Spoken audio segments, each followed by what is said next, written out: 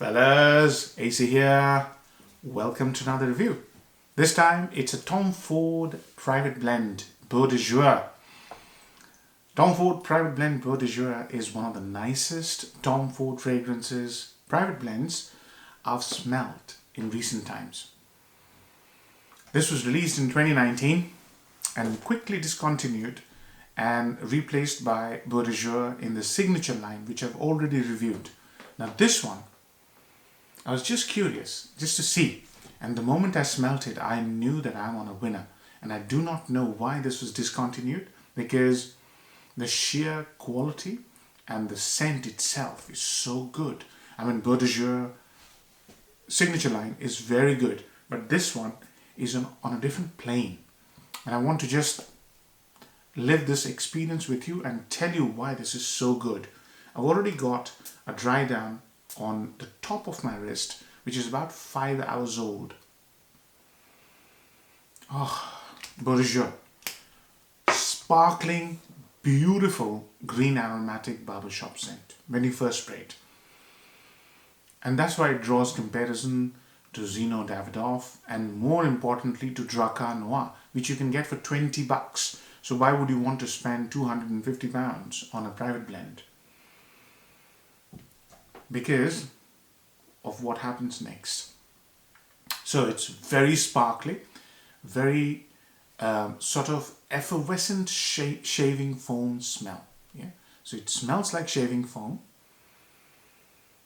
but within 5 minutes you will know why this is so special, because of one of the most lush and beautiful lavender I've smelled. It's so polished and it's so smooth and so modern. The smell of lavender, it just leaves you mesmerized by the beauty of the scent. It is a masculine, but it's a beautiful lavender, absolutely amazing lavender. And that lavender obviously is combined with a quintessential sharp lemony smell along with pepper. So there is a lot of sharpness, lemoniness with that lavender, which is why it harkens back to the 70s and 80s Drakkar Noir. It's also very green. And I believe they used lavender essential oil or lavender absolute, I can't remember, but that's what gives this fragrance a little bit of sweetness. And that's why it's sweet and sour kind of a lavender barbershop scent. There are many people who don't like barbershop scents. So I would tell you to wait for about half an hour to 1 hour to actually experience the beauty of this scent, because this turns from a barbershop scent into a sort of a chypre with heavy patchouli, and that's why I like the scent.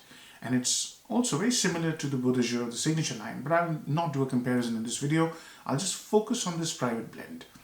Then obviously when you start to enjoy the beauty of the scent, the classy quality of the scent, you just boom, it just is a beautiful experience. In the middle stages, it brings in a fabulous note of amber. So it's warm. It's also quite spicy, warm spicy. That's why it starts leaning towards a chypre, a beautiful chypre. And then comes a chocolatey patchouli towards the end of the sort of development, if you like. So in about 1 hour, you're set. Starting from a green aromatic fougere, it wears off into chypre territory. And wow, this is complete transformation from being a fougere to a chypre. Absolutely beautiful, just beautiful scent, woody, earthy, chocolatey patchouli, spicy amber, beautiful green lavender, and spicy sort of lemoniness, subdued in its dry down. Absolutely top draw fragrance, one of the best private blends. Oh, so much of a difference between these two. So, pros and cons. Number one pro, when you buy private blend, you buy it because of its quality. You get bag loads of quality with this fragrance. This fragrance is full on high class quality materials. Number two, the composition is so interesting. It starts off, as I said, a fougere. It leans off towards a masculine chypre with one of the most beautiful implementations of patchouli. Just amazing. And oak moss is anyways there. And there's a lot of spiciness. I forgot to mention there are two spices that caught my attention. Basil, which is also in the signature line, and a sort of a waxy rosemary. And that's what gives the counterbalance in this fragrance. The waxy, spicy greenness balances the spicy amberiness, and you get this beautiful, beautiful 2 cents in a bottle kind of a sensation. Love it. So number 2 Pro is exactly that. It gives you an experience of 2 different types of scents. It's a composition quality of the highest order. That's how I'll put it. Number 3, if you like very elegant, sophisticated, expensive smelling masculine fragrances, you really have to smell this if you haven't. It's this fragrance is in its class of its own. It's an Ivy League fragrance, out and out. Now, downsides, discontinued. So, if you ever come across this and you have the means to buy a private blend, do buy it. And if you like barbershop fougères, and if you like masculine chypres with heavy patchouli, spicy patchouli, then definitely buy this. This fragrance is just amazing. But it's discontinued, and that's the problem with this fragrance, downside. The other one would be, this fragrance starts off smelling like an 80s, barbershop. And that is not a favorite with many people. But you have to wait for about half an hour to 1 hour. And it goes from Dracar Noir towards Guerlain Heritage kind of a patchouli. It's just amazing. It's amazing. But that could be a downside or a deal breaker for some people. Compliment factor, massive. Depends on who's smelling you.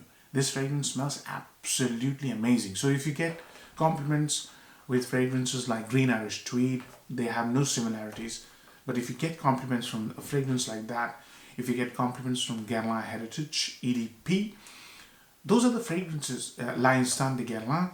If you have received compliments wearing those fragrances, even Zeno Davidoff, you will get a compliment wearing this. And if you like classy fragrances and you don't care for compliments, don't look any further. Get it. Weather. This fragrance smells absolutely amazing in every weather, and it also smells different in every weather.